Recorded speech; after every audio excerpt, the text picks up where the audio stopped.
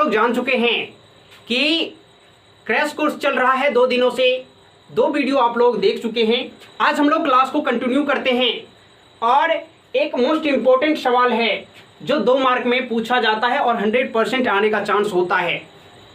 ऐसे सवाल को हम लोग को बिल्कुल आसान तरीका से सीख जाना ही बेहतर होगा। तो चलिए आज की क्लास स्टार्ट करते हैं। उससे पहले अगर आप इस चैनल पर नए हैं तो इस चैनल को लाइक कीजिए, सब्सक्राइब कीजिए और अपने दोस्तों में शेयर जरूर कीजिए। तो आइए दोस्तों आज का सवाल को देखते हैं। क्वेश्चन दिया हुआ है, सिद्ध करें कि √3 एक अपरिमेय संख्या है। अपरिमेय संख्या है, अपरिमेय संख्या से 2 मार्क का क्वेश्चन आता है और यह सिद्ध करने के लिए दिया जाता है। तो चलिए, जैसे यहां पे दिया हुआ है अपरिमेय, तो हम लोग को क्या मानना है, इसके विपरीत परिमेय। अ को हटा देना है, परिमेय संख्या मानेंगे। ऐसे सॉल्यूशन, अब देखिए मानेंगे, माना कि √3 एक परिमेय संख्या है। क्या है? परिमेय संख्या है। अब अपरिमेय के उल्टा माने हैं, विपरीत माने हैं, इसलिए हम लोग यहां पे लिखेंगे विपरीत मान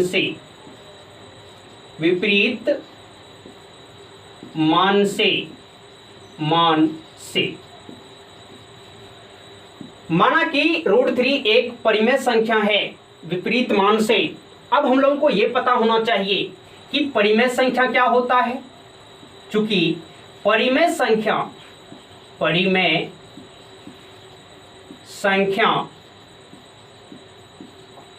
बराबर होता है P/Q, अर्थात जो संख्या अंश और हर के रूप में लिखा जा सके उसी को हम लोग कहते हैं परिमेय संख्या। इसका डेफिनेशन ही होता है परिमेय संख्या का कि वैसे संख्या जो P/Q के रूप में लिखा जा सके वो परिमेय संख्या कहलाता है। यहां तक किसी को कोई प्रॉब्लम? आगे बढ़ते हैं। अब यहां पे लिखेंगे प्रश्नानुसार।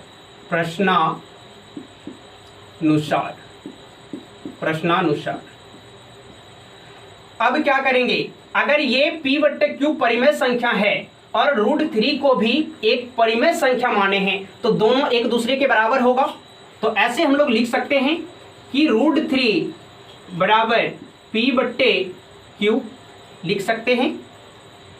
अब क्या करना है, इससे आगे कैलकुलेशन करने के लिए दोनों तरफ वर्ग करेंगे। तो लिखेंगे दोनों तरफ वर्ग करने पर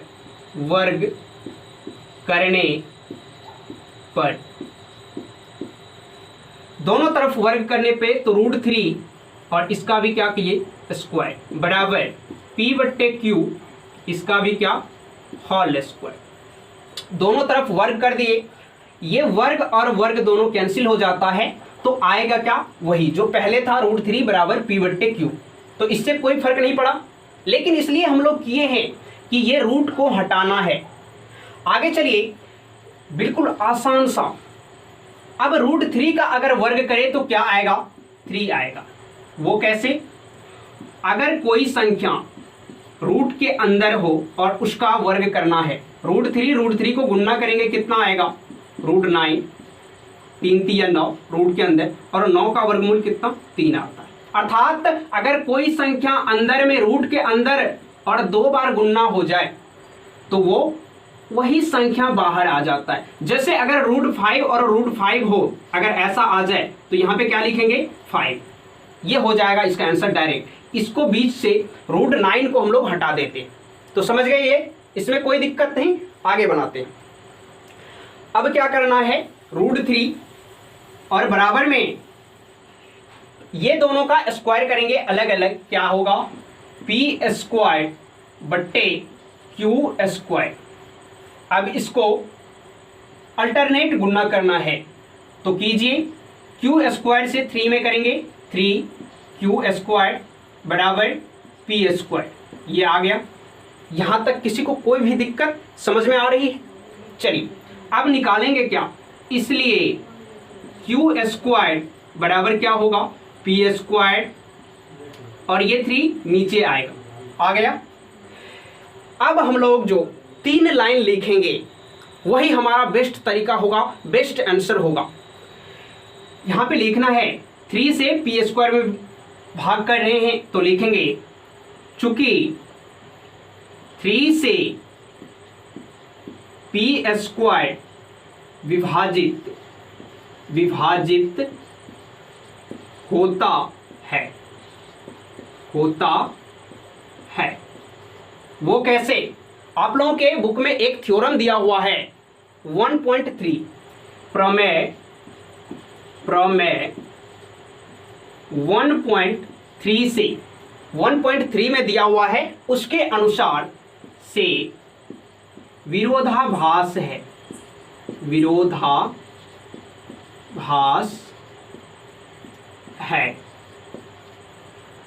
ये हो गया। अब इंपॉर्टेंट बात है जो कह रहा था सिद्ध करने के लिए, अतः √3 एक अपरिमेय संख्या है, अपरिमेय संख्या है। ऐसे करके आप लोग बना सकते हैं और यहीं तक आपका हो गया बेस्ट आंसर। बस इतना ही। इतना करने के बाद आप लोगों को 2 मार्क फिक्स है, पक्का मिल जाएगा। और सबसे बेस्ट बात क्या है कि क्वेश्चन बनाना हर बच्चा जानता है, लेकिन क्वेश्चन को किस प्रकार से बनाया जाता है, उसका लिखने का स्टाइल क्या होना चाहिए, उसके बारे में आप लोग ध्यान से नजर डालिएगा। जैसे माना कि लिखा हुआ है प्रश्नानुसार कहाँ क्या देना है, सब चीज आप लोग इस प्रकार से बना सकते हैं। और यहाँ पे क्या बात है कि यहाँ तक जो हम बनाए हैं तो ये जो टर्म है इसको इसके नीचे लिखना है, सीधा आप लोग बनाते जाइएगा। तो इस सवाल में किसी को कोई दिक्कत, कोई परेशानी तो आप लोग कमेंट बॉक्स में कमेंट जरूर कीजिएगा। अब अगर √3 और √5 ज्यादातर पूछे जाते हैं और हर एग्जाम में आप लोगों को देखने को मिलेगा, तो √3 का तो हम लोग बना चुके हैं। अगर यहाँ पे √5 कह दे तो जहां जहां √3 है वहां वहां 5 कर देना है। अब यहाँ पे अगर 5 करेंगे तो 5 का स्क्वायर हो जाएगा, पी स्क्वायर बट्टे क्यू स्क्वायर जो लिखे ये सेम रहेगा, सिर्फ 3 के स्थान पे 5 कर देंगे। यहाँ पे भी 3 के स्थान पे 5, यहाँ पे प्रमेय यही रहेगा, सिर्फ यहाँ पे √5 हो जाएगा। इस प्रकार से अगर इतना छोटा सवाल और 2 मार्क मिले तो क्यों ना ले लिया जाए। चलिए आगे की ओर बढ़ते हैं। अगला क्या है कि ये एक अगला चैप्टर है रेखिक समीकरण, 2 चर वाले रेखिक समीकरण। उसको हम लोग कल स्टार्ट करेंगे। उसमें से भी काफी सारा क्वेश्चन देखने को मिलेगा आप लोगों को। उसका कुछ फॉर्मूला है जिसको हम लोग आज जानेंगे इसी वीडियो में। चलिए ये हो गया है। आगे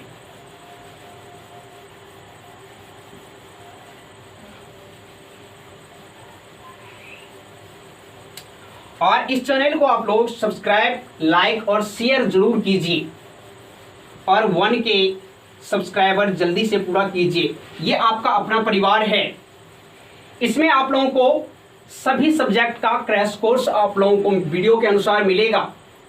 अभी हम लोग मैथ और साइंस पे फोकस करते हैं। कल के वीडियो में हम लोग ऑब्जेक्टिव पे चर्चा कर रहे होंगे। मैथ का जितना भी ऑब्जेक्टिव आता है उन सब चीज को शनिवार को हम लोग डिस्कस करेंगे। तो चलिए आगे की ओर बढ़ते हैं। फॉर्मूला क्या है? द्विघात समीकरण या 2 चर वाले रेखिक समीकरण अगर आए तो उसके लिए एक फॉर्मूला होता है A1 बट्टे A2 बराबर नहीं है B1 बट्टे B2। अगर ऐसा कोई समीकरण आए तो उसके लिए होता है, क्या होता है? प्रतिच्छेदी रेखा, प्रतिच्छेदी रेखा। और इसका हल कैसा होगा? ये तो रेखा का बात हो गया, प्रतिच्छेदी रेखा, ये रेखा का बात हो गया। अब एक टर्म आता है हल, इसका कैसा होगा? हल जो होगा अद्वितीय हल होगा, अद्वितीय हल। इसका कैसा हल होगा? अद्वितीय, या आप लोग कह सकते हैं केवल एक हल होगा। अब अगला क्या है?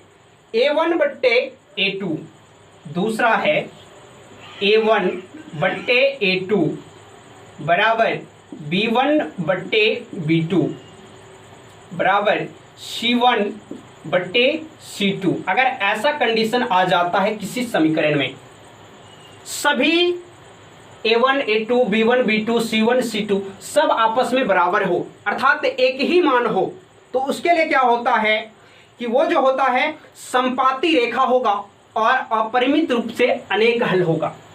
समपाती रेखा कैसा होगा? समपाती, समपाती रेखा, रेखा कैसा होगा? अगर ग्राफ खींचेंगे तो समपाती रेखा होगा और हल कैसा होगा? अनेक हल होगा। अनेक हल, अनेक हल होगा। इसका हल कैसा होगा? अनेक हल होगा। तीसरा कंडीशन है और लास्ट कंडीशन है, ये क्या है? दो तो बराबर होगा A1 बट्टे A2, A1 बट्टे A2 बराबर होगा B1 बट्टे B2 के। ये दोनों आपस में बराबर होगा। अगर इसका 1/2 आ रहा है तो इसका भी 1/2 ही आएगा मान।